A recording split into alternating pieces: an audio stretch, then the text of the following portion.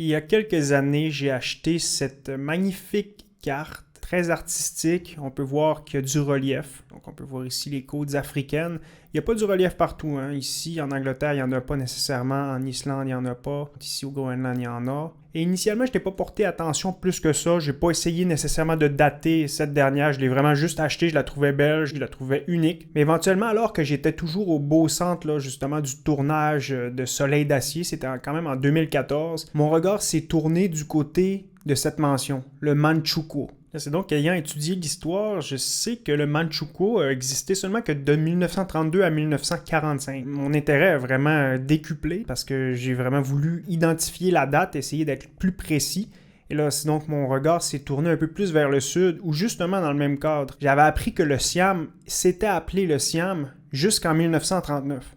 C'est donc que là, ça nous situe entre 1932 et 1939. Ok, très intéressant.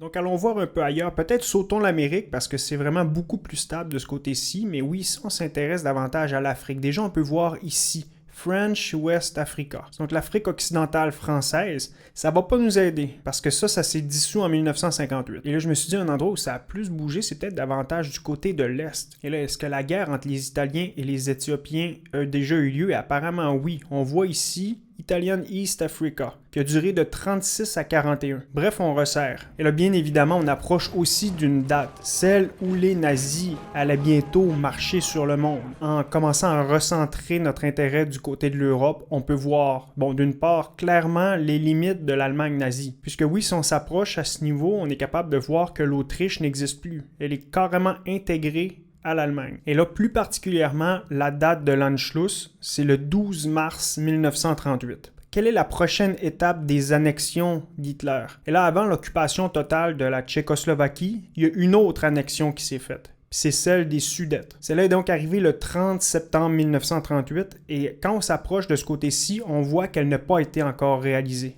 parce que la Tchécoslovaquie est complète. C'est donc que cette map peut être datée entre le 12 mars 1938 et le 30 septembre 1938. Maintenant, sachant que j'ai acheté cette dernière chez Pierre 1 Import, pour vous situer si vous n'êtes pas québécois, imaginez que vous achetez une map à votre insu de l'Allemagne nazie en sortant de la Maison du Monde. En France. C'est donc un magasin, je crois, qui est assez connu. Magasin maison, magasin de décoration où ils vendent des porte-savons et des tapis de bain. Donc, ma seule question restante, c'est pourquoi les créateurs de cette carte-là ont décidé de représenter le monde de cette tranche-ci, cette petite tranche de 6 mois environ. Ce qui est sûr, c'est que ça a grandement piqué ma curiosité. J'ai voulu vous le partager. Mais oui, globalement, c'est donc ainsi